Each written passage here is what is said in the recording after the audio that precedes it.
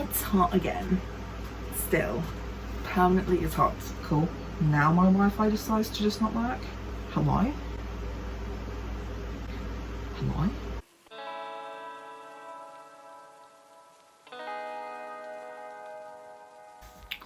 Hi pals, I'm future me dropping in to just explain that this video has some really weird cuts and editing because it is a small section of a longer recording that I do not plan to use for anything else currently.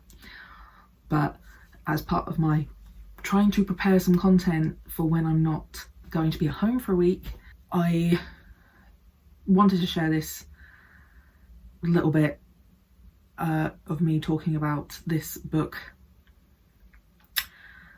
because it is something I am passionate about and interested in. You know, it mixes my interests of talking about disability representation along with media and reading books and things like that, and especially seeing as I am getting more and more interested in the dystopian genre of TV, films and books. You know, it just kind of adds more to that as well. So hopefully you find this interesting. It's a much shorter video than usual. Please ignore the weird cuts. There are just some sentences that just don't make sense in the context of this video. But I wasn't going to re-record the whole thing, so I have enough other videos I'm trying to record, so that's it for now, my loves.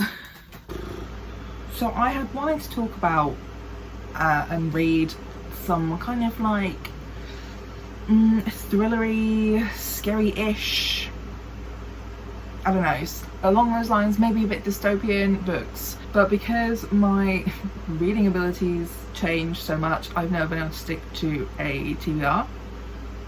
But I wanted to talk about some books I've already read because I was on like a pretty big Libby binge, and I've kind of blown out of steam. Like, I've run out of steam because there's nothing left currently in either of the libraries I'm signed up to and use Libby for that excites me. Particularly when it comes to audiobooks, and I've been really enjoying audiobooks, or I've been really appreciating being able to listen to my reading, you know? So I think I did mention The Hunting Party in my like 6-month wrap-up video, but nobody watched it, so and then Wolf Country.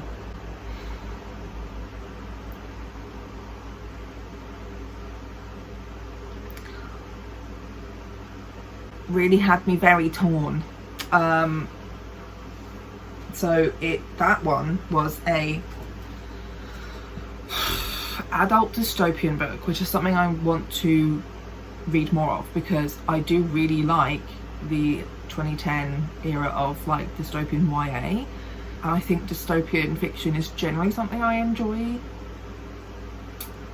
and this book was so close to being like 5-star amazing read, really great story, world building, blah blah blah. So it's a dystopian London as well. For once it was based in the UK, which is not something I usually read. A lot of dystopian fiction tends to be in America. And I was really enjoying it. I thought it was really interesting world building. Also generally talking about it from the two different points of view of like, I listened to it as well, so there were certain things that the audiobook narrator did that I fucking hated so much. They made me so mad. And then there were just things in the book that were very iffy, but like some of them could be brushed off a bit easier if you were just reading the book versus listening to the audiobook. Okay, so it kind of has adult Hunger Games vibes. The world, anyway. So like there's different kind of districts based on how much money you earn, and then there's like an outside world, like outside a wall, which is like a really derelict area, where like people who just either are very unfortunate end up there, or people who just refuse to participate in this like fucked up gross capitalist society of this world go. Yeah, there's the owners, I think, high earners, mid earners, low earners, who are like a lot of disabled elderly people,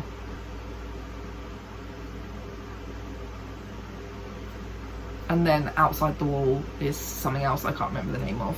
But basically there's been a huge propaganda machine going about how past the age of like I think 60 your body just starts to decompose, and there's definitely a few things that kind of highlight that it's not true. There's a few characters who are still like working and stuff past 60.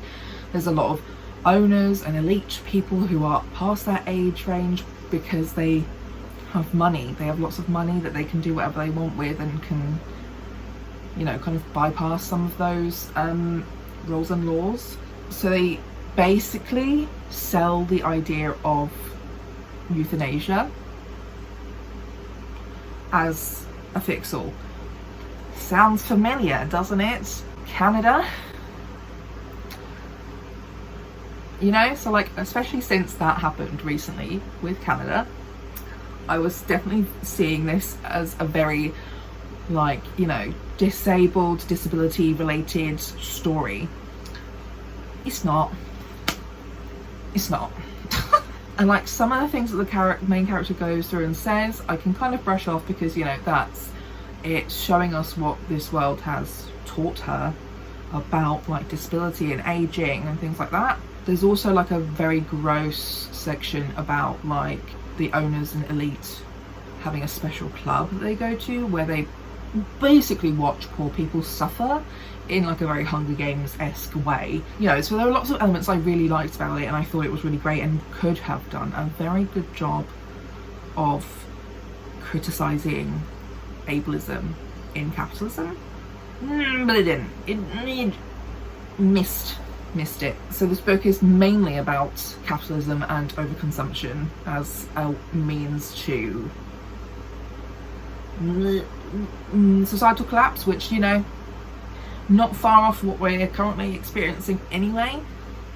And it just definitely used disabled characters and disability as plot points and moving the story along, rather than any actual commentary or critique on it.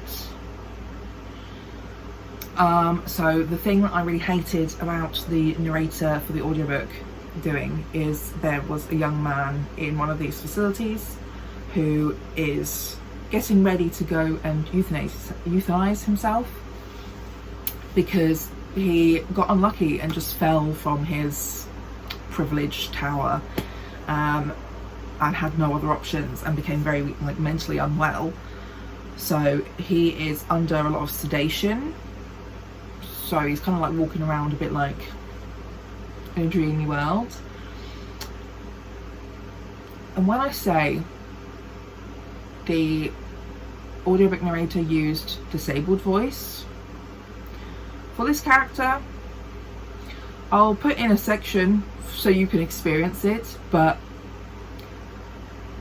I think most people will know what I mean when I say disabled voice. And I don't know who thought that was a good idea. But his deep brown eyes betray the fact that he is floating somewhere between the real world and another. In his late 20s, he's much younger than the average resident. "Hello," he says, grinning, not waiting for my response. He gives me a big bear-like hug and kisses my cheek. "Now, Owen, let me find you a lovely game," Nurse Vogel tells him gently. "Combat boys, please," he tells her, still clinging onto me and chuckling. "Owen, let Alice go, you're suffocating her," Nurse Vogel says, and quickly starts peeling Owen off me. It's okay, I say, smiling back at Owen. It's just a happier version of him, I blurt out before I realise I'm parroting the adverts. Nurse Vogel holds a mini-screen in front of him and puts a pair of headphones over his ears. I love you, he shouts at me from under the headphones, waving. Yeah, so that and a lot of other aspects around disability in this book were just very uncomfortable as a multiply disabled person basically living in a pre-dystopian verging on dystopian England. Yeah, was not fun, and also like the ending was severely underwhelming.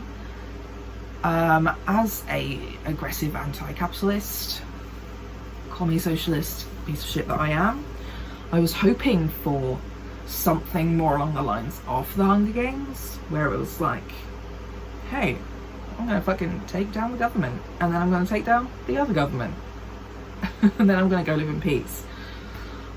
Yeah, there was no taking down of any systems or government, which was very sad. And the ending was just, again, based on luck. You know, which could have been its own commentary of itself.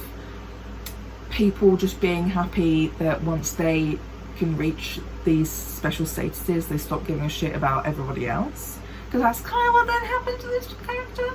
She met loads of people when she also fell from her grace into the low earner living areas. She met disabled people that changed her perception of disabled people. She met lots of other people who lived there. She met people outside of that in the war zone type area. I think is it called the zone? It's something like that. You know, and her eyes were opened about how the system works, how politics works in her world, but genuinely only wanted, the only thing that she cared to do was rescue her husband from the euthanasia program by getting very lucky and coming into some money because somebody else was dying and she could help them die instead of go to the euthanasia programs. And then she got to live in that woman's life. So yeah, you know, bit disappointed. You know, it could have been a commentary on it of like real life too, but I would just like a little bit of hope. Just like a little bit of hope that we could maybe take down the system, you know? But instead, sorely disappointed. So yeah, the ending and the way disability was handled was really fucked, basically. Otherwise, I think it could have been an incredible book. I'm just so sad about it. So yeah, I don't know, mate. God, get the cisheads out of here. You know, I need adult queer dystopian fiction, okay? If anybody has any recommendations of that specifically, let me know. Let me know. Don't forget to like and subscribe, leave a comment down below, give me your recommendations of adult dystopian fiction generally, but also very specifically queer trans adult dystopian fiction. I need that in my life. Thanks.